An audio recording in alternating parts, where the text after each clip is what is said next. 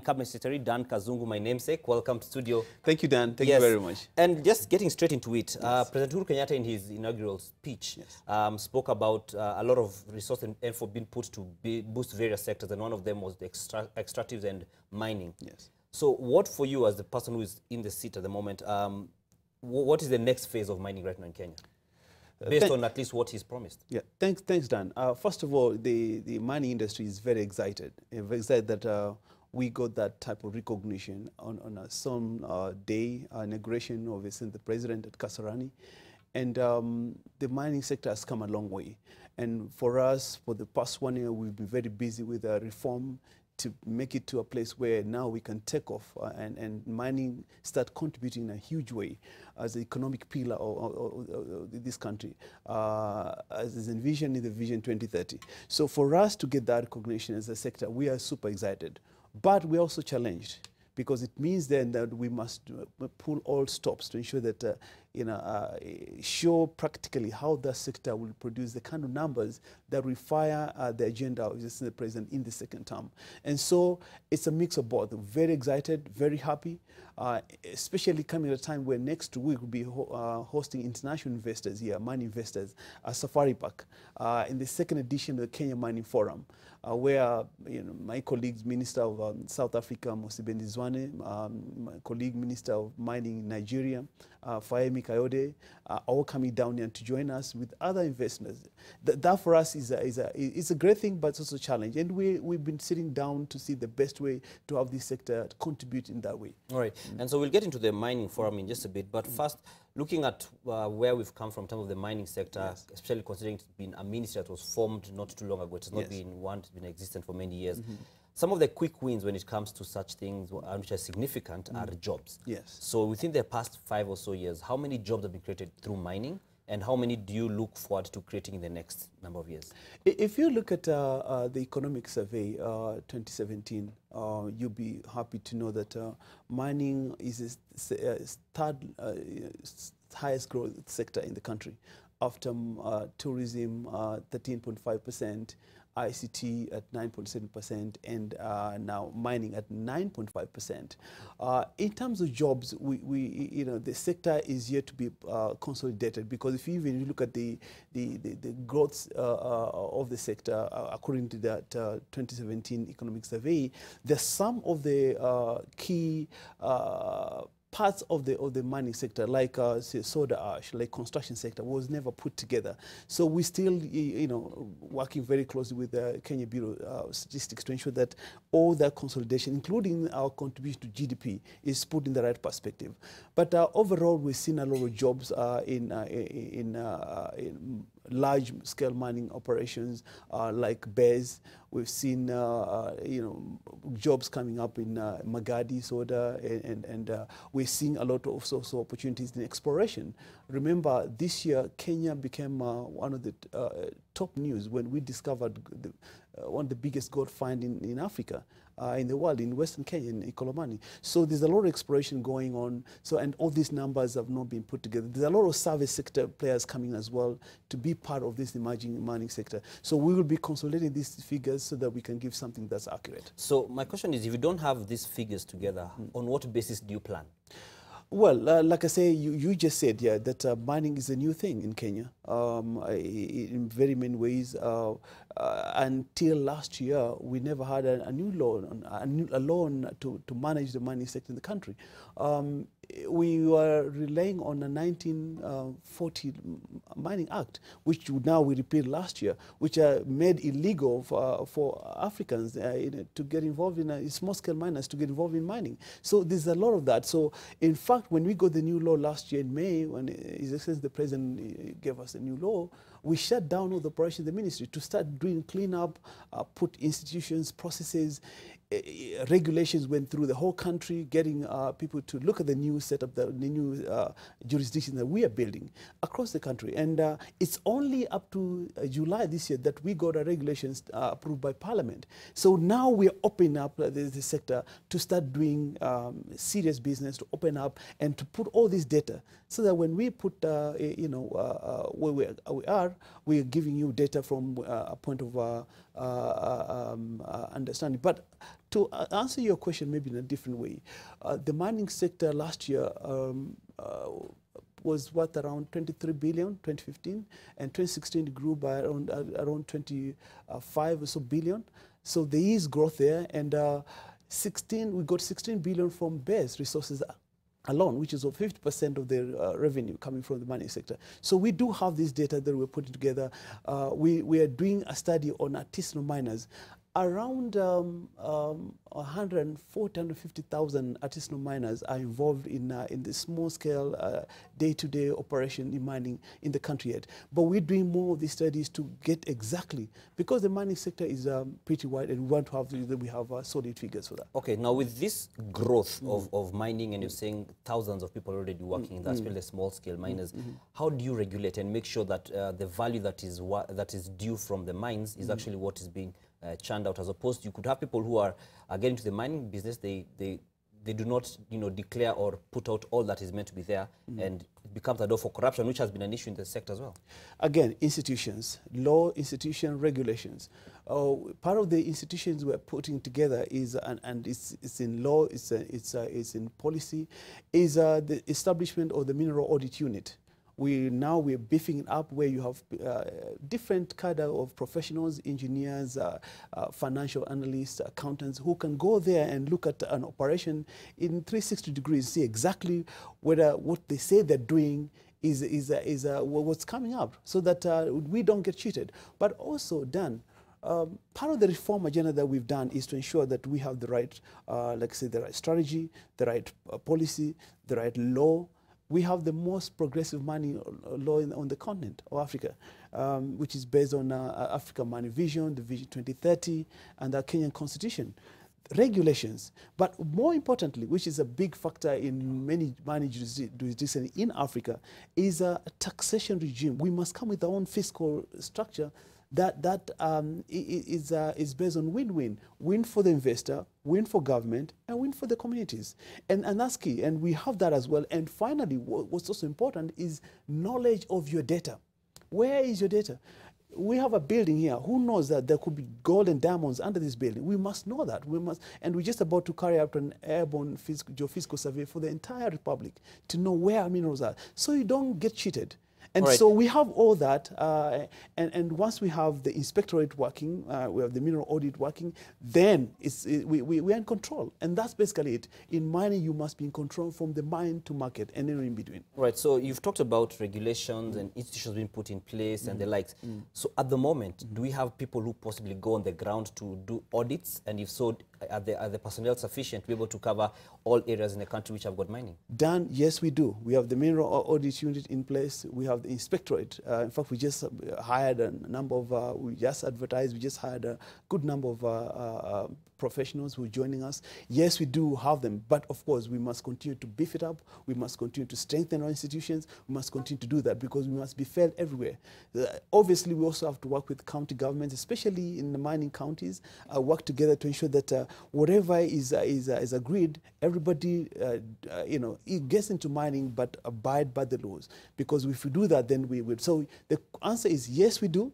But of course, there's also room to strengthen our institutions. Right, and you've mentioned about everybody getting into the mining space. And ordinarily, when you think about mining, it seems like the common wananchi, as we often refer to them, their role is in being miners in terms of the job, the dirty work, let me call it that, and not so much in terms of the investment side of things or the managerial side of things.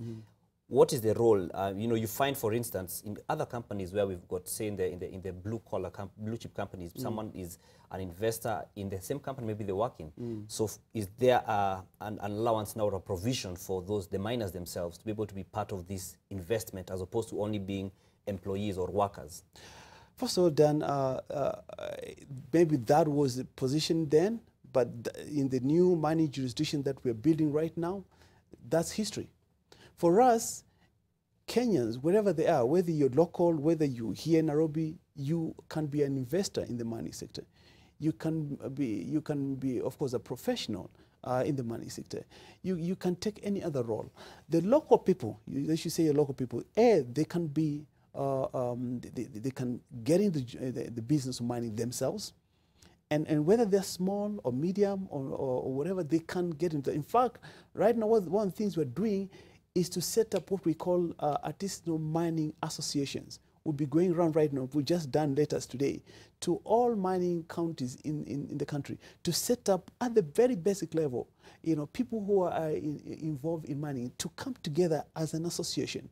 We're going one level up. We are setting up what we call the artisanal mining committees, where the ministry will even have its own staff, and the county government will also have its own staff. These people will be the people who will be accepting application for permits for these people down there to apply and get permits right there in the county. And they'll be giving those permits right there in the county without coming to Nairobi. So we are setting up, we're coming with a new group of entrepreneurs, legal, being given permits. And so now that they are acknowledged, they're part of the mining jurisdiction. Now we must support them as government, support them with funding, support them with equipment, support them with training, support them with markets, support them with validation. And that's why, for example, in Taita, we're setting up the validation center there. It's been handed back to us, power, water complete, furniture is there as well. Equipment is coming tomorrow and some in the next 2 weeks. And then we'll be done. And we'll be building up other service centers in the country. So yes, the local person today can either get directly engaged in mining, and they're going to get support across the board, including right now, we want I just put that a task force on training. And how do we train these people or retrain them to do this mining business in a better way? So they have that. But also, they can be investors in the big mining projects. Remember, and we are exploring some ways now, is example in Elgeyo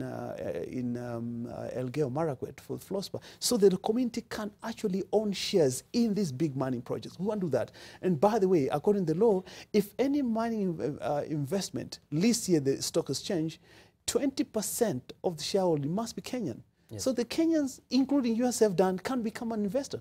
And so we have all this. Kenyan institutions can become that. So it's a win-win. It's a very good opportunity for all of us to get involved in the money sector. Right. And you've spoken about their plans. So when do we then see, or is it already happening, people who are actually shareholders of the mining process? And that is the common Mwananchi, not the big boys. It's already happening. Remember, I told you just right in July this year, that's when we got our regulations approved by Parliament. Suddenly, of course, we went to August. It was electioneering. Came September. We started going back to election. October, same. The function that we'll be putting, that we're talking about now on the Kenya Mining Forum, that's supposed to be held from next week, 4th and 5th, was actually supposed to be on the 13th of November, but we couldn't do because of all that have been happening. So I'm telling you right now, these things are happening. They're in law, and we are implementing. We want everybody to feel mining. We want mining to really start changing people's lives from right there, from the village level to where we are and beyond. Remember, again, we want Kenya to become the center for mineral trading and validation in the entire region. We want to be the hub here, and that's why part of the agenda we have setting up this Kenya Mining Forum is Kenya to become the premier hub for mineral trading and validation for the entire region. Actually, I wanted to pick up on that now on the mining forum. What are we looking to achieve from this? Like, what do we feel will be our take home, and we feel it was actually a successful event? First of all, this is the second edition. We did the first edition last year. We are very happy. His Excellency, the Deputy President, came and headlined our function. It was very, very good.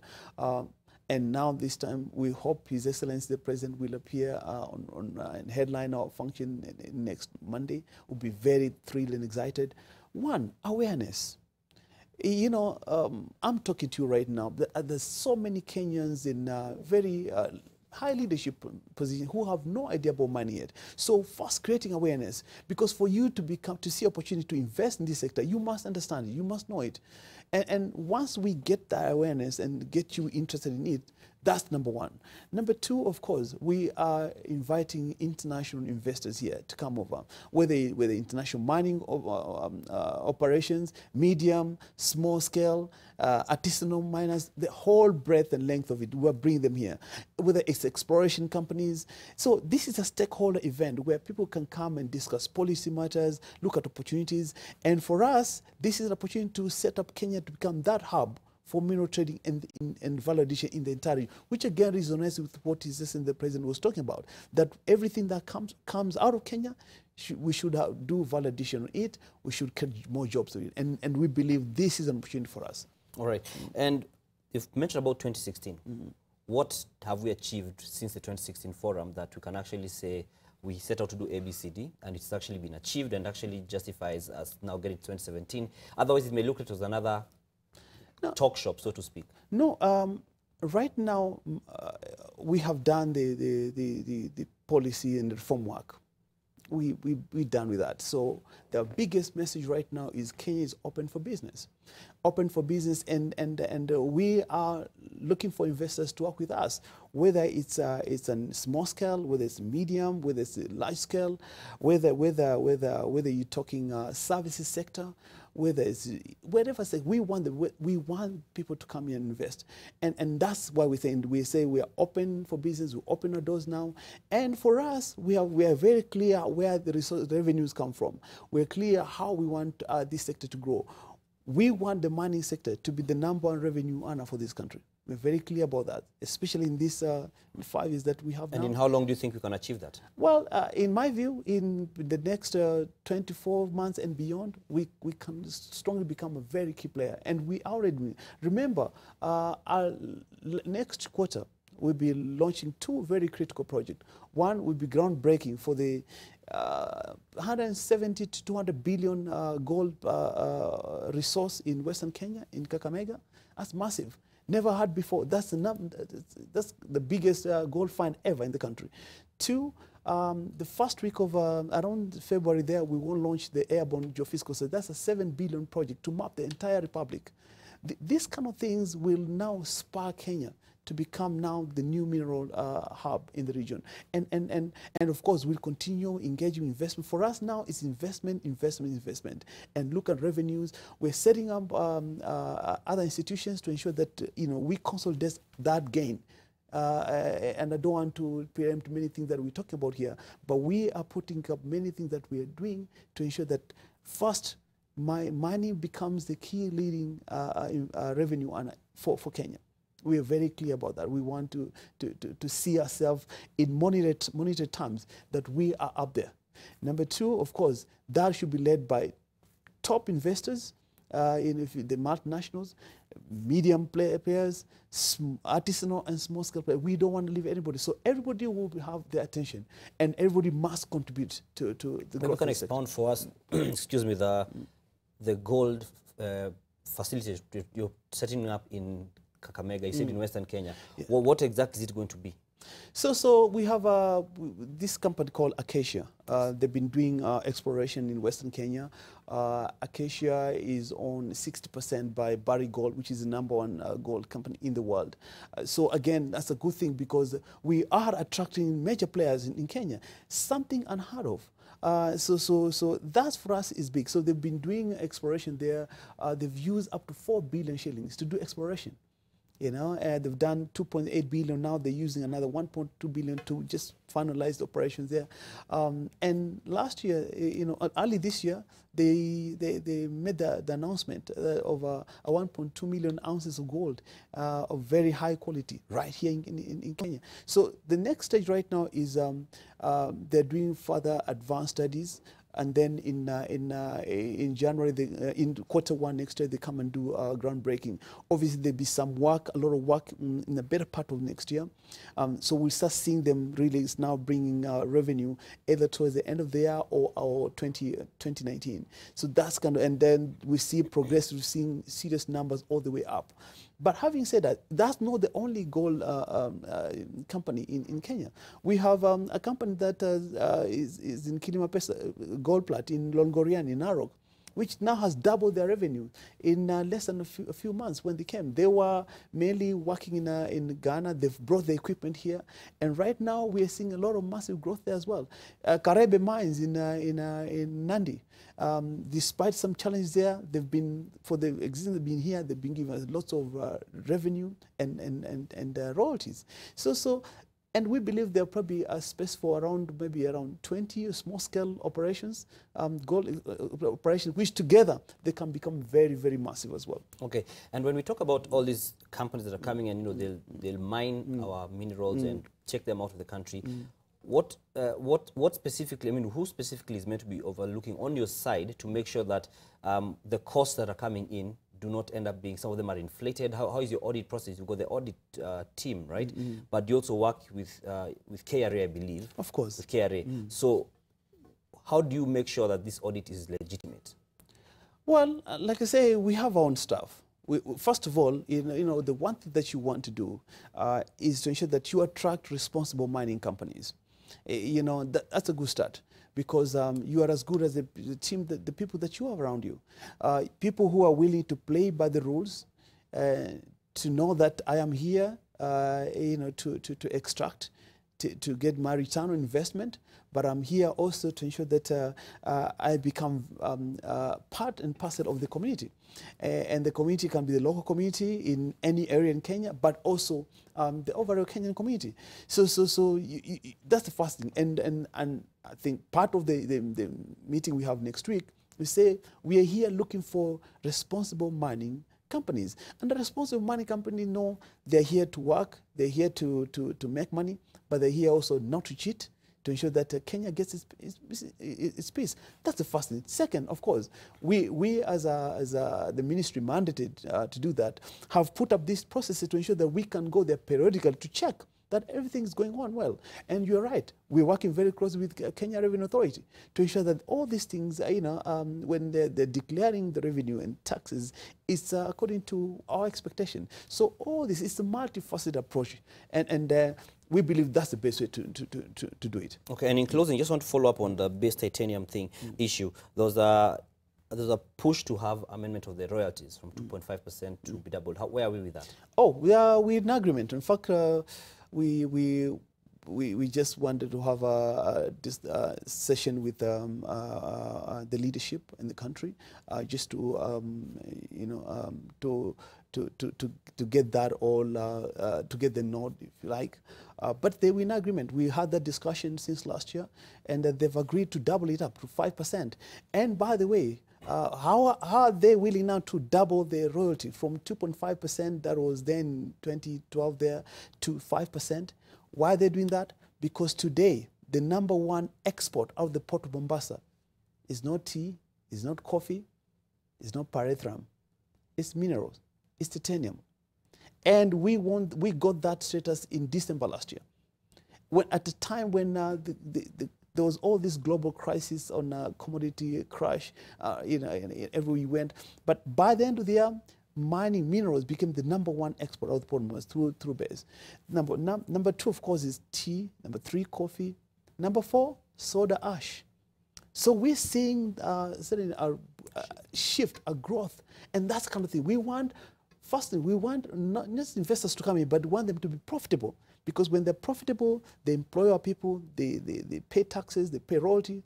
And again, the royalty is very important. And I think I need to answer this because we get people talking about, yes, this is good, but what is it need for the communities? How much are they getting? So the one thing we've done is to ensure that the royalty, as you know, in law, the royalty is divided into 3. The community will get 10% of that royalty, 20% will go to the county government, and 70% to the national government. So right now we have a proposal in Treasury to ensure that this actually is done. So the community in any part of the country that money is taking place, they can be assured of a check. 10% of the revenue are coming from that. They get 10% of the royalty that we collect, goes back to them. But we're also telling money investors to ensure that they do sign, according to the regulation, they sign up with the local community in what we call the Community Development Agreement. So that this agreement talks about what would this company do apart from the fact that they're going to get a check? How many schools are they going to build? Water projects, power, scholarships, all that, so they can sign up. No CSR anymore. Community development agreement, signed up. And of course, we want more jobs for our people, wherever they come from. Jobs, opportunity for internship and scholarships, all these things. So I want to assure Kenyans, when you see a mining project, wherever you come from, please embrace it, because the benefits are immense. And we've made sure that we take care of you and ensure that mining really matter and change life for all of us. All right, thank you very much for the interview. We'll be looking at where we'll be in 2 years to see whether it will be the top revenue earner as you promised us. Thank you. We wait to see whether that will be the case. CS for Mining, Dan Kazungu, speaking to us about mining issues as well as the Kenya Mining Forum, which happens from next week.